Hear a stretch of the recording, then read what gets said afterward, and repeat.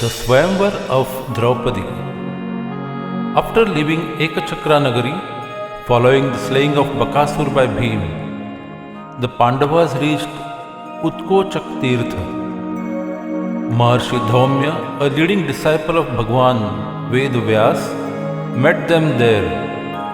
According to his advice, the Pandavas proceeded to the city of Kamapilya, the capital of the kingdom of Panchal, ruled by Drupad. They took shelter in a potter's house and stayed there in the guise of Brahmins begging for their food. King Drupad of Panchal had been defeated and humiliated by Dronacharya and deprived of half his kingdom. In order to take revenge on Drona, Drupad had performed a powerful yajna to beget a powerful son who would be able to slay Drona. Out of Drupad's yajna were born the valorous Drishtadyumna and the beautiful Draupadi. When the Pandavas reached Kampilya, Drupad was busy in preparations for Draupadi's Swayamvar. The place where the Swayamvar was to be held was splendidly decorated. King Drupad sat on a resplendent throne. Separate arrangements were made for the guest kings and princes and for the citizens.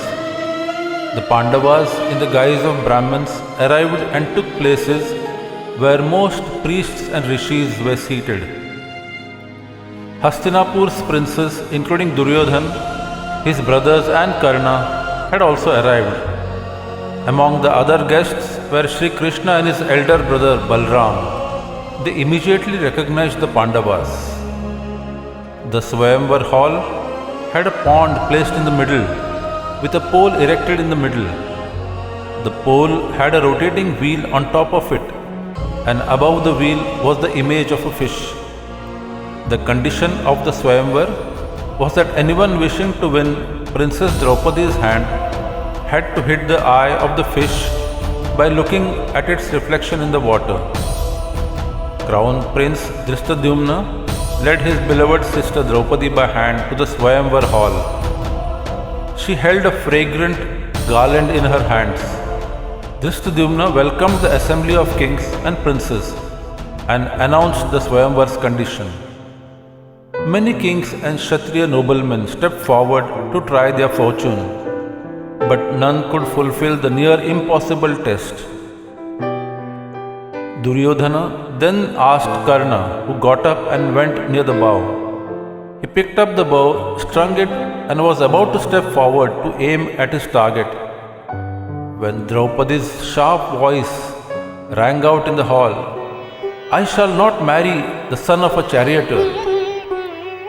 Draupadi's declaration stopped Karna in his tracks. He looked up at the sky and with an angry stare threw down the bow and went back to his place. Finally, a youth from the ranks of the Brahmins stepped forward. It was none other than Arjun in a Brahmin's guise. He politely asked for permission to try his hand with the bow, which was granted by Drishtadyumna. He then picked up the mighty bow with ease and strung it without much effort. Arjuna then concentrated all his physical and mental energies on the target, looking at its reflection in the water. The next instant, the arrow flew upwards from his bow, and lo, behold, it was a perfect hit. The eye of the fish above the rotating wheel was pierced. Draupadi garlanded him. The assembled Kshatriyas could not tolerate an unknown Brahmin winning a Kshatriya princess. They rushed forward with weapons to fight Arjun. But Arjun was more than a match for all of them. Using the same bow, he dispatched showers of arrows on them, forcing them to beat a hasty retreat. The mighty Bhim also played his part, uprooting a huge pole and scattering the attacking kings and their guards. Nakul, Sahadev and Yudhishthir safely escorted Draupadi home. Karna, who had been dejected by Draupadi, fought Arjun most bitterly, but he too had to retire, having failed to subdue Arjun. Finally, Sri Krishna's intervention brought this encounter to an end.